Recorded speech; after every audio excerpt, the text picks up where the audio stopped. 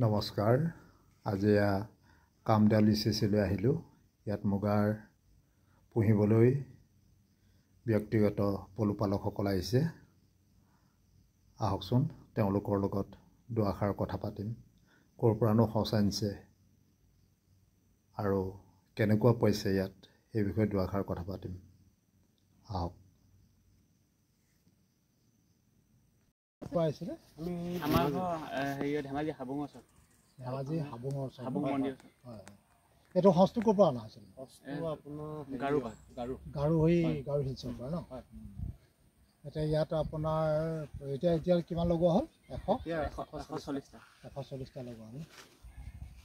এতিয়া কেনেকুৱা হৈছে? হেৰি হ'ব লাগে, ভাল হ'ব লাগে।